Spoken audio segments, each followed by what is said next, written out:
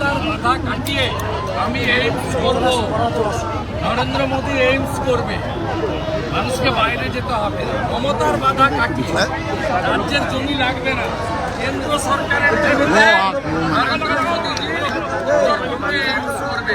তাই মানুষ উৎসবের মধ্যে এবং এই ঝড়ে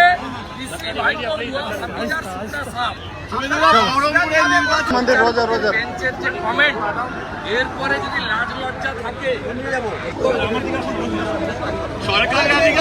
মুখ্যমন্ত্রীর পদত্যাগ করা উচিত, কলকাতা হাইকোর্টের রায় নিয়ে আবারও একবার বিস্ফোরক দাবি করলেন বিরোধী দলনেতা শুভেন্দু অধিকারী। অন্যদিকে আজ উত্তরবঙ্গে এসেছিলেন স্বরাষ্ট্রমন্ত্রী অমিত শাহ। যদিও প্রথম দফার উত্তরবঙ্গের ভোট হয়ে গিয়েছে, সেখানে শুভেন্দু অধিকারী দাবি করেছেন যে 3টির মধ্যে 3টি আসন পেতে চলেছে বিজেপি। উত্তরবঙ্গের অনেক দিনের দাবি তাদের একটি এইমস হসপিটাল দরকার, যা আজ অমিত শাহজি ঘোষণা করেছেন।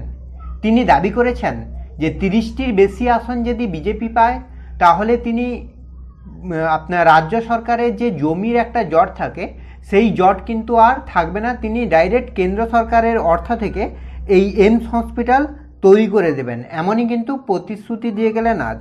সেক্ষেত্রে নীতিশ প্রামাণিকের পথসভা থেকে কিন্তু এমনই এক বিস্ফোরক দাবি করলেন শুভেন্দু অধিকারী যে এই এইমস হসপিটালের জন্যই কিন্তু মানুষের মধ্যে জনস্রোত তৈরি হয়েছে বিজেপির প্রতি। অন্যদিকে আপনার কি মনে হচ্ছে যে বাংলায় 30টির বেশি আসন পেতে পারে বিজেপি?